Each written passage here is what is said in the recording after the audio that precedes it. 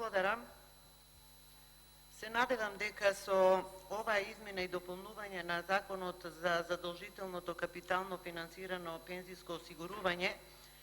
ќе биде тргната неправдата на дел од пензионерите кои што членувале и во првиот и во вториот пензиски столб, кои што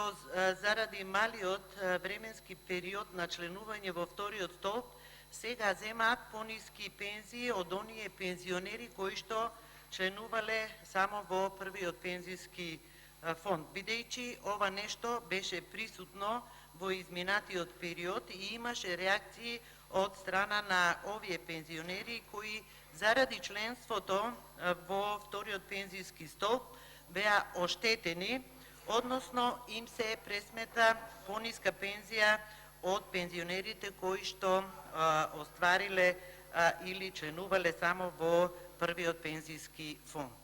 Со измените и дополнувањето на законот се воведува нов критериум за членување во задолжителните пензиски фондови од вториот столб, односно критериумот прво вработување што важеше до сега се заменува со критериумот возраста на осигуреникот. Или, поедноставно кажано,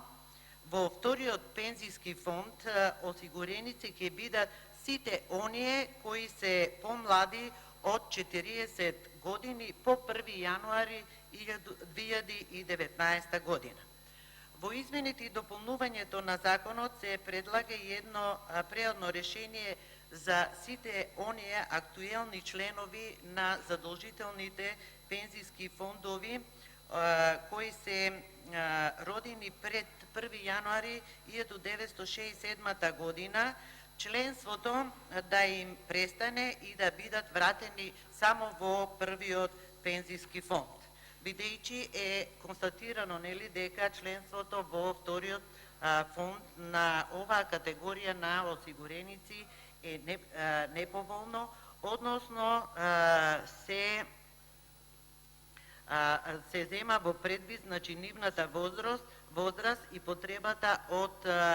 подолг временски период за инвестирање и за оплодување на нивните средства со цел да се обезбеди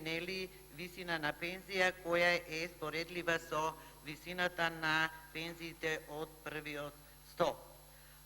Со овие измени и дополнување на законот на членовите кои што доброволно пристапиле во задолжителното капитално финансирано пензиско осигурување, а се родени пред 1 јануари 1967 година, им се дава право во рокот до 30 септември 2019 година да го потврдат членството во задолжителниот пензиски фонд поново, односно со нова изјава. Во едно на членовите на кои што им престанало членството, МАПАС или друштвото го пренесува купниот износ на сметката на членовите во фондот за пензиско и инвалидско осигурување во рок од 6 месеци, почнувајќи од 1 јануари 2019 година.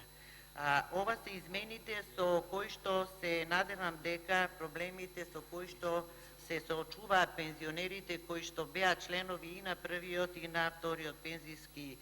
фонд ќе бидат надменати. Ви благодарам. Благодарам.